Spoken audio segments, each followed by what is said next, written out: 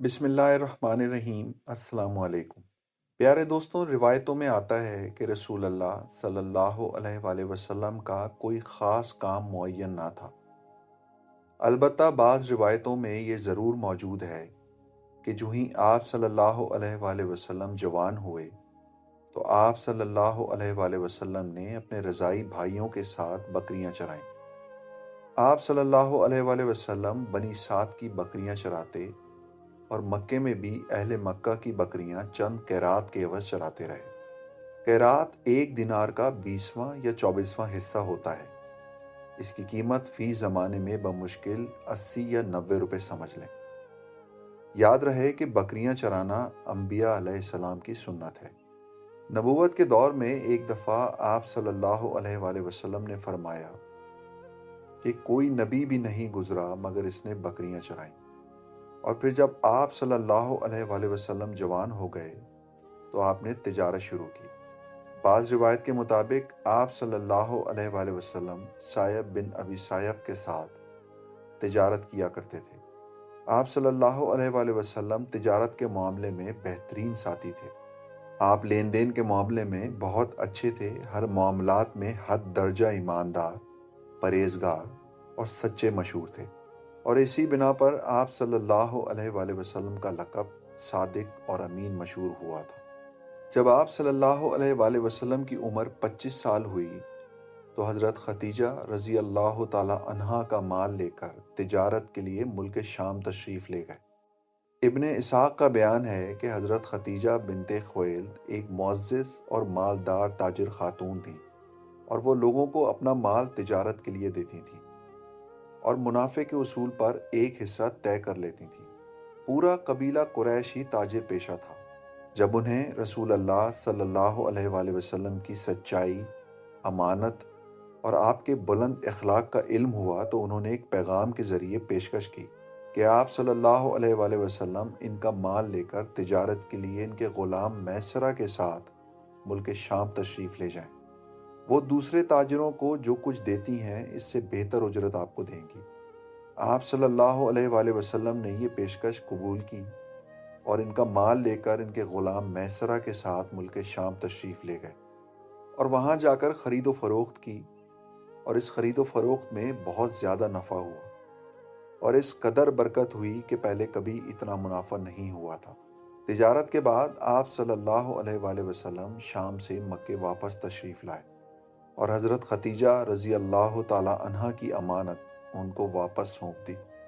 تو حضرت خدیجہ رضی اللہ تعالی عنہا نے اپنے مال میں ایسی امانت اور برکت دیکھی جو اس سے پہلے کبھی نہیں دیکھی تھی، اور ادھر ان کے غلام میسرہ نے آپ صلی اللہ علیہ وآلہ وسلم کے شیریں اخلاق، بلند پایہ کردار، موضوع انداز فکر اور راست گوئی کے متعلق اپنے مشاہدات بیان کیے تو حضرت خدیجہ رضی اللہ تعالی عنہا نے فوراً محسوس کر لیا کہ انہیں ان کی مراد مل گئی ہے۔ اس سے پہلے بڑے بڑے سردار اور رئیس آپ سے شادی کے خواہاں تھے، لیکن انہوں نے کسی کا پیغام منظور نہیں کیا۔ اب انہوں نے اپنے دل کی بات اپنی سہیلی نفیسہ بنت منبہ سے کہی، اور نفیسہ نے جا کر نبی کریم صلی اللہ علیہ وآلہ وسلم سے گفت و شنید کی۔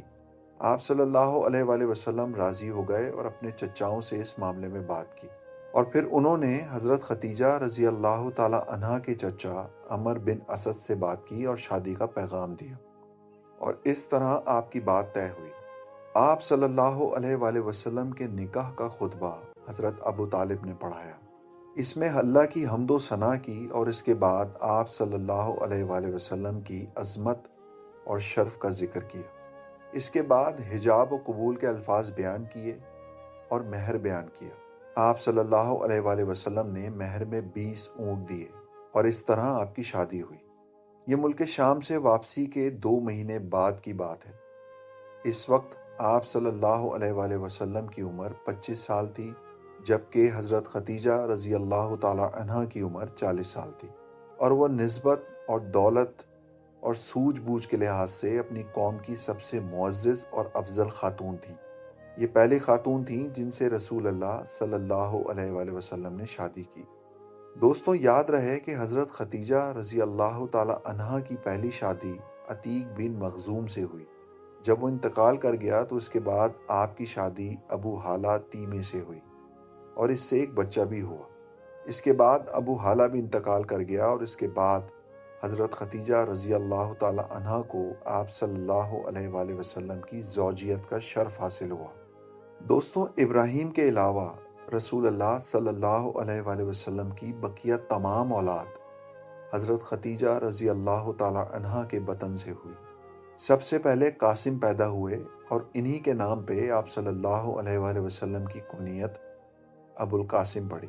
फिर ज़ैनब रज़ी अल्लाह ताला अन्हा पैदा हुईं, उसके बाद रुक़ैया रज़ी अल्लाह ताला अन्हा, फिर उम्मे कुलसूम रज़ी अल्लाह ताला अन्हा, फिर हज़रत फ़ातिमा रज़ी अल्लाह ताला अन्हा और फिर हज़रत अब्दुल्ला पैदा हुए। अब्दुल्ला का लक़ब तय्यब व ताहिर था। आप सल्लल्लाहु अलैहि वसल्लम के सब बच्चे बचपन में ही इंतकाल कर गए। अलबत्ता बच्चियों में से हर एक ने इस्लाम का ज़माना पाया, मुसलमान हुईं और हिजरत के शर्फ से मुशर्रफ हुईं।